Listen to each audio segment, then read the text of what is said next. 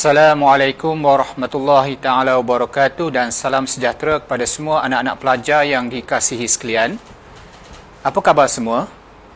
Bersama lagi dengan saya Cikgu Mazlan bin Mehadin daripada SMK Panji, Kota Baru, Kelantan untuk program E-Class Sains Tingkatan 4 KSSM Pejabat Pendidikan Daerah Kota Baru, Kelantan.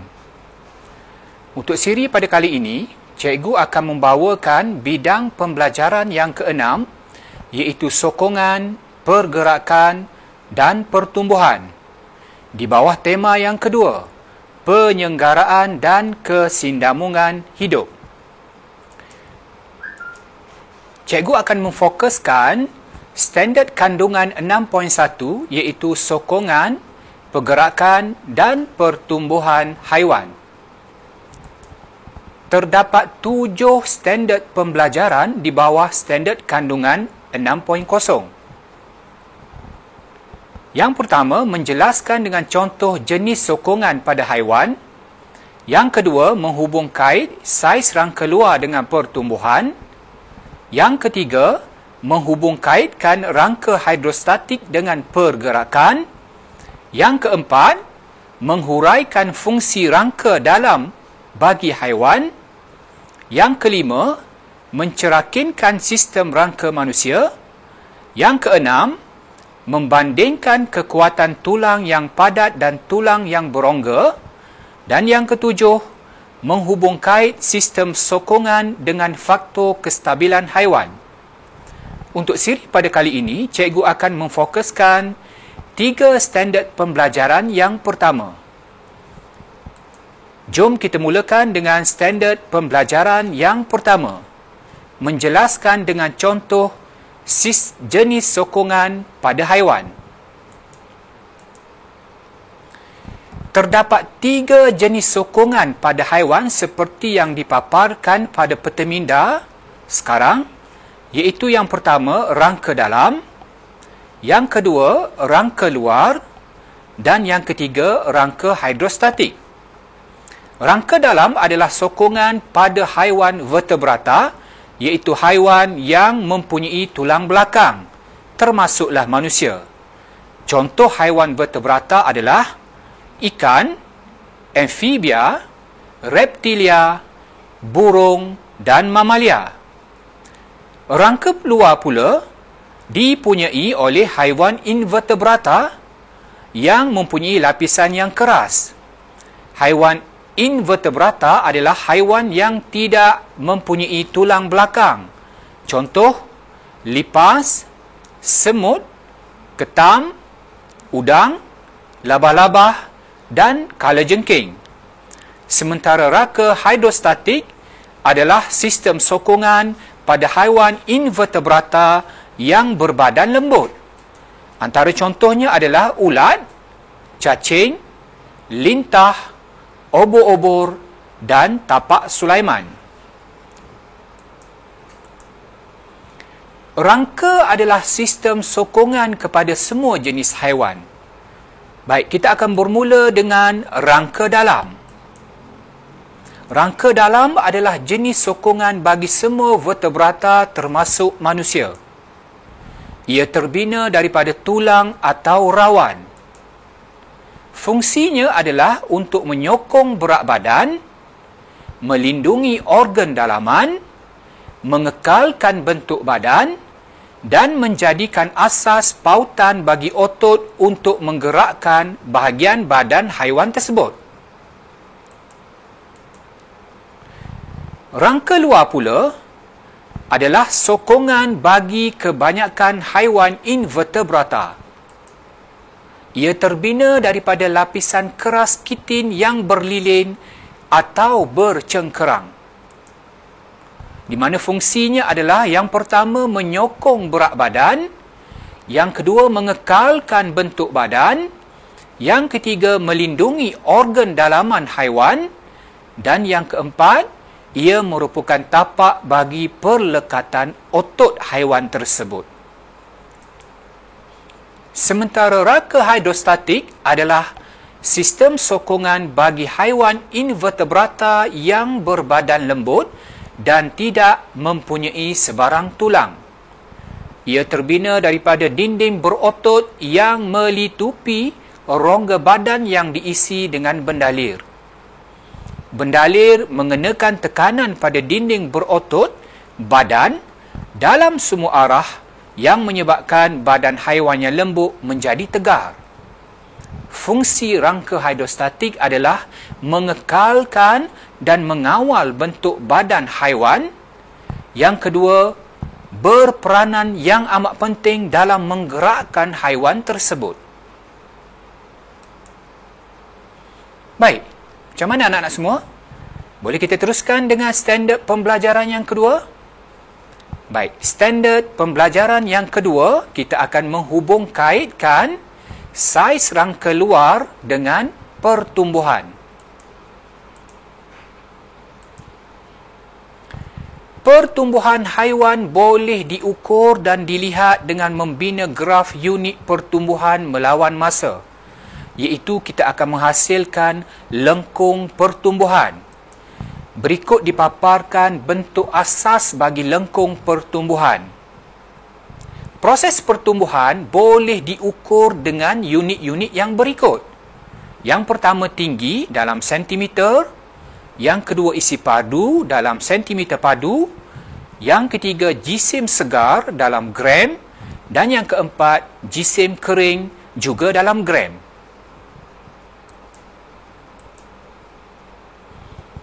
Baik, kita sentuh sedikit tentang lengkung pertumbuhan.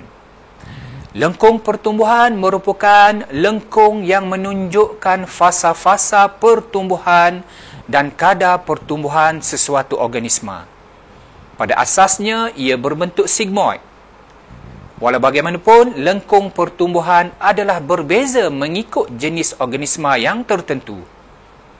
Bagi haiwan dengan rangka luar, pertumbuhan adalah berperingkat. Kerana rangka luar dibina daripada kitin yang bersifat keras dan tidak boleh mengembang. Sifat keras dan tidak boleh mengembang akan menghalang pertumbuhan haiwan yang mempunyai rangka luar. Oleh itu, haiwan tersebut akan menanggalkan rangka luarnya secara berulang kali sehingga mencapai peringkat dewasa. Baik, cuba perhatikan beberapa foto yang cikgu paparkan dalam slide yang terkini. Baik. Okey, kita dapati ada beberapa foto yang menunjukkan bagaimana haiwan-haiwan yang mempunyai rangka luar menanggalkan rangka luarnya sebagai salah satu proses untuk pertumbuhan haiwan-haiwan tersebut. Baik, mari sama-sama kita perincikan. Proses penanggalan kulit adalah disebut sebagai proses ekdisis. Okey? Rangka luar baru yang lembut terbentuk di bawah rangka luar yang lama. Haiwan tersebut akan menyedut udara bagi mengembangkan badannya. Tindakan itu akan memecahkan rangka luar yang lama yang bersifat keras tadi.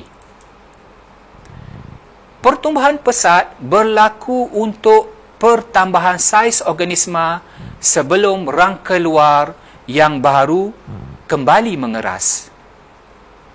Macam mana anak-anak semua? Baik, kita teruskan lagi dengan proses ekdisis, jangan bimbang.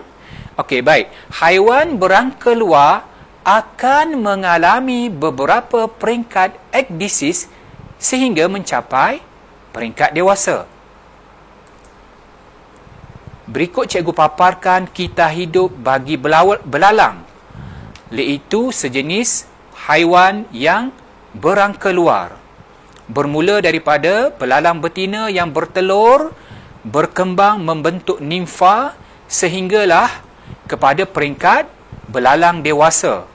Di situ akan berlaku beberapa kali proses ekdisis. Peringkat-peringkat ekdisis menyebabkan graf lengkung pertumbuhan haiwan berangka luar akan berbentuk seperti tangga. Macam mana ya? Jom kita analisis graf ataupun lengkung pertumbuhan bagi haiwan yang berangka luar. Baik, bermula dengan peringkat telur. Telur akan menetas. Selepas proses penetasan telur, panjang badan haiwan tersebut akan meningkat secara mendadak.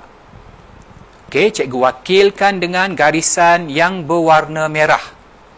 Okey, selepas itu, peningkatan masa tidak akan menyebabkan pertambahan panjang badan haiwan tersebut. Kenapa ya? Kerana haiwan tersebut berada dalam rangka luar yang bersifat keras yang menghalang pemanjangan badan. Sehinggalah berlakunya proses ekdisis kali pertama. Okey, dapat kita perhatikan di situ. Titik kuning yang cikgu labelkan adalah mewakili proses ekdisis. Apabila proses ekdisis kali pertama berlaku, ini bermaksud kulit luar yang keras tadi ditanggalkan. Maka, panjang badan haiwan tersebut akan meningkat secara mendadak. Okey? Selepas itu, panjang badan akan sifar pertumbuhannya walaupun masa bertambah. Sehinggalah proses ekdisis kali yang kedua berlaku sekali lagi. Selepas daripada berlakunya proses ekdisis yang kedua, maka panjang badan haiwan tersebut akan meningkat sekali lagi dengan secara mendadak. Baik, proses ini akan berulang dan terus berulang sehinggalah haiwan tersebut mencapai peringkat dewasa. Faham ya anak-anak semua? Okey, baik. Bahagian menegak yang cikgu warnakan dengan garisan merah tadi menunjukkan pertumbuhan yang berlaku secara mendadak. Bahagian mendatar menunjukkan peringkat pertumbuhan sifar ataupun disebut sebagai instar. Rangka baru yang lembut dibina di bawah rangka yang lama. Baik, faham ya anak-anak semua? Okey. Baik. Pada peringkat nimfa, haiwan tersebut akan makan dengan banyak untuk membentuk tisu-tisu baru dan mengalami pertambahan jisim. Ini adalah proses untuk membantu pertumbuhan haiwan tersebut. Hormon akan mengawal setiap peringkat ekdisis tadi. Baik, seterusnya kita ke standard pembelajaran yang ketiga. Menghubungkaitkan rangka hidrostatik dengan pergerakan. Baik, cikgu akan fokuskan haiwan iaitu cacing. Baik, cacing tanah bergerak di atas tanah dengan bantuan kita iaitu bulu kejur yang terdapat pada bahagian sisi badannya. Boleh anak-anak perhatikan. Okey, bulu kejur pada grafik yang cikgu sediakan di sini. Okey, bulu kejur. Okey, baik. Terdapat dua jenis otot pada cacing. Tolong ingat dan hafal ya. Yang pertama, otot lingkar dan yang kedua, otot membujur. Otot lingkar berada di sebelah luar, sementara otot membujur berada di sebelah dalam. Baik, kedua-dua otot pada cacing tanah ini bertindak secara berantagonis, iaitu secara berlawanan. Apa maksudnya? Maksudnya apabila satu otot mengecut, otot yang satu lagi akan mengendur. Baik, jom kita perincikan. Apabila otot lingkar, iaitu otot yang berada di sebelah luar, mengecut, maka otot membujur akan mengendur. Proses ini akan menjadikan badan cacing menipis dan memanjang. Boleh kita perhatikan pada grafik di sebelah kanan, menipis dan memanjang. Baik, apabila otot lingkar mengendur, otot membujur akan mengecut. Pada ketika ini, badan cacing akan menebal dan memendek. Akan menebal dan memendek. Okey ya? Baik. Kita teruskan. Tindakan kedua-dua jenis otot ini akan menghasilkan tekanan hidrostatik pada cecair di dalam badan cacing. Apabila badan cacing menipis dan memanjang, seperti yang cikgu jelaskan tadi, tekanan hidrostatik akan memindahkan cecair badannya ke bahagian belakang. Manakala apabila badan cacing menebal dan memendek, tekanan hidrostatik akan memindahkan cecair badannya ke bahagian yang memendek. Pemindahan cecair ini akan menyebabkan bahagian belakang cacing ditarik ke hadapan. Okey? Faham? Baik. Cikgu teruskan. Sekali lagi kita tengok bagaimanakah mekanisme pergerakan cacing tanah yang dibina daripada rangka hidrostatik. Cacing tanah bergerak dengan bantuan pengecutan dan pengenduran otot lingkar dan otot membujur secara berlawanan daripada bahagian anterior, iaitu bahagian anterior ni bahagian hadapan, ke bahagian posterior, iaitu bahagian belakang. Apabila otot membujur mengecut dan otot lingkar mengendur, segmen-segmen pada badan cacing memendek dan menebal. Kita pada segmen ini akan mencengkam tanah. Sementara segmen-segmen badan yang lain memanjang dan menipis, iaitu terjadi apabila otot lingkar mengecut dan otot membujur mengendur. Kita pada segmen ini melepaskan cengkamannya pada tanah. Okey? Badan cacing memanjang dan akan mula bergerak ke hadapan. Macam mana anak-anak semua? Okey? Baik, kita teruskan dengan soalan latihan, iaitu soalan yang berada di konstruk pengetahuan dan pemahaman. Baik, rajah 1 menunjukkan seekor cacing tanah. Soalan A, apakah jenis rangka pada cacing? Jawapannya adalah rangka hidrostatik. Okey. Soalan aras pengetahuan. Baik, soalan B, namakan dua jenis otot yang membantu pergerakan cacing. Sekali lagi soalan aras pengetahuan, iaitu otot lingkar dan otot membujur. Baik, soalan C, susun dengan menulis nombor mengikut urutan yang betul bagi mekanisme pergerakan cacing tanah tersebut. Okey, soalan ini berada di aras yang lebih tinggi daripada soalan aras pengetahuan. Ini adalah soalan aras pemahaman. Perhatikan baik-baik. Okey, bermula dengan yang pertama. Apabila otot lingkar di bahagian hadapan mengecut, otot membujur akan mengendur. Ini diikuti dengan segmen hadapan cacing akan mengecil dan memanjang ke hadapan.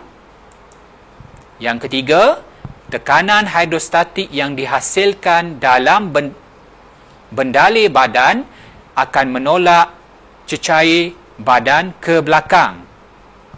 Okey, yang seterusnya, yang keempat, apabila otot membujur di bahagian hadapan mengecut, otot berlingkar akan mengendur. Yang kelima, segmen hadapan cacing akan memendek dan menebal. Dan yang terakhir sekali, cecair badan dipindahkan ke hadapan oleh tekanan hidrostatik dan menyebabkan bahagian belakang badan ditarik ke hadapan. Okey? Okey, setakat itu saja untuk 3 standard pembelajaran yang pertama di bawah standard kandungan 6.1. Untuk 4 lagi standard pembelajaran, cikgu akan sambung untuk siri yang akan datang.